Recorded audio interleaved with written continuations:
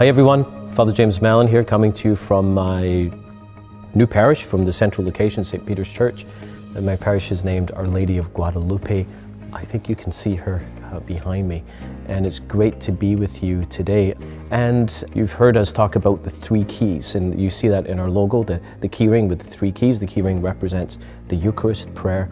But the 3 keys, the things that really make the difference in moving a parish from maintenance to mission. And remember, it's not that maintenance is bad and mission is good. Maintenance is good too, because we're talking about maintaining the flock. It's divinely mandated to maintain the flock. But if all we do is maintain the flock, every year the flock gets older and smaller. And so we need to be on mission. And we need to give our primary purpose, sense of purpose needs to be mission. That's the only way we're going to do it, because if our primary sense of purpose is to maintain the flock, we're never going to have time and energy to put towards mission. And so it's both. And what is it that helps make this difference? What we've discovered in looking back and reflecting on our own experience working with other churches are these 3 main keys. Those are the keys that unlock the door. The keys are not necessarily the essentials, because there are other things that are essential, such as the Eucharist. There's not a key. The Eucharist itself is not going to move a parish from maintenance to mission, because if that was true, every Catholic parish in the world would be missionary. But sadly it's not. So what are the 3 keys? The power of the Holy Spirit, the primacy of evangelization, and the best of leadership.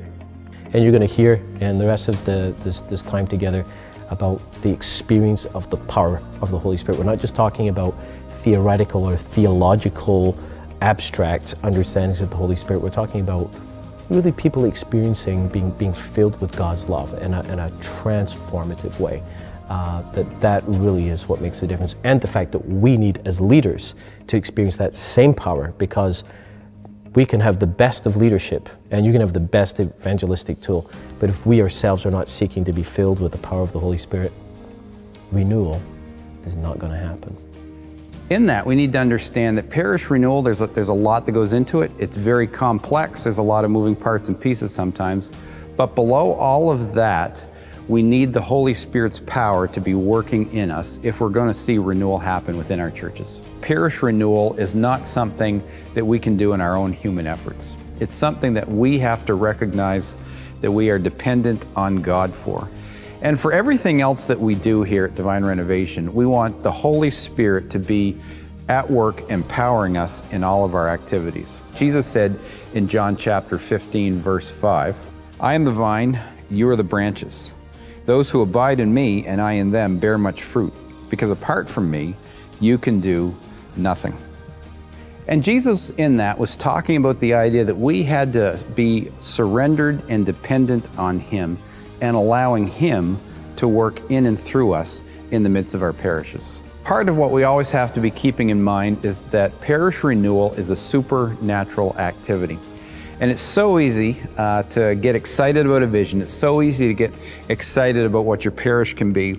But we have to be patient in stepping back and allowing the Holy Spirit to be working in us and working through us for this to happen. We need the Holy Spirit to empower us in our leadership.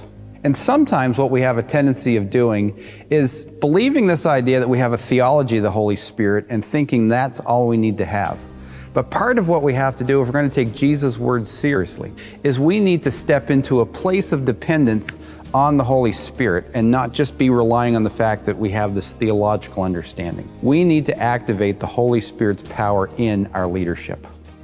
So as we look at what it means to be empowered by the Holy Spirit, we believe that this is an intentional choice that leaders need to make to allow the Holy Spirit to work in us and through us, animating all that we do in our leadership. And so the bottom line of looking at the empowerment of the Holy Spirit is the fact that you can do it. You have the ability to lead a parish on mission through the power of the Holy Spirit. I love the words of Jesus in Acts 1:8 when He says, "But you will receive power when the Holy Spirit has come upon you, and you will be my witnesses in Jerusalem and all of Judea and Samaria and to the ends of the earth."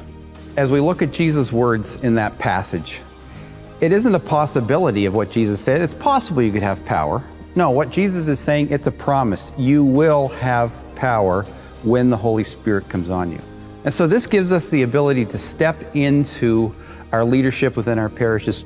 This gives us the ability to see fruitfulness within our parishes, trusting that God will come through on His promises to us. And we can lead our parishes towards renewal. We can lead our parishes towards fruitfulness through the power of the Holy Spirit.